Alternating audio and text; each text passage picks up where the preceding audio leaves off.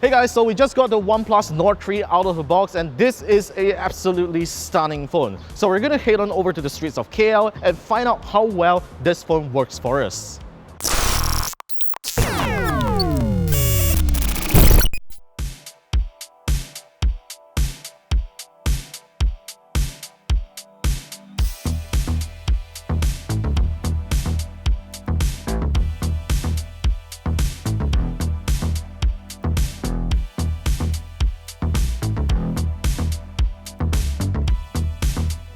Wow, so after spending 45 minutes inside the train on the OnePlus Nord 3, I am seriously impressed with what this phone is able to offer. It is really more than just a mid-range phone because it is built so well. It has a glass back and an aluminum frame, but most importantly, it has this impressive slim bezel display that pushes a 1.5K resolution. It is a AMOLED display which measures at 6.74 inches and refreshes at 120Hz. It has a 1000Hz polling rate, which means its touch sensitivity is extremely good, which is ideal for gaming.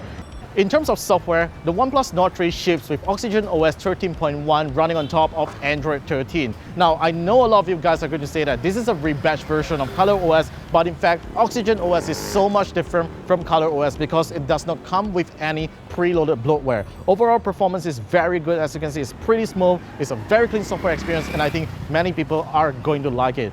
Now, OnePlus is also committing up to 3 years of major OS upgrades and 4 years of security patches for the OnePlus Nord 3, which is a great selling point as opposed to other similar class phones.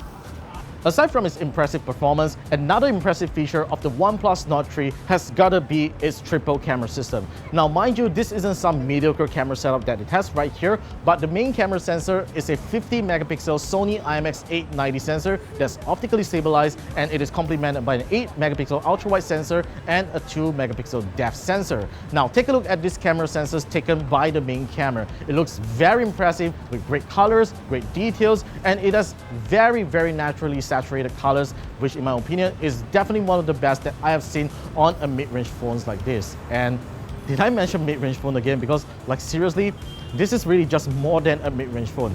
As for its ultra-wide camera, even though this is not the widest field of view that I have seen on an ultra-wide camera, I have to say that it actually takes pretty decent shots with very little distortion to the angles and so on. And this is definitely one of the best that I've come across on a mid-range phone. As for the front-facing camera, it is a 60 megapixel sensor, which to be honest, is not the best that I've seen out there, but I think it's good enough for most people.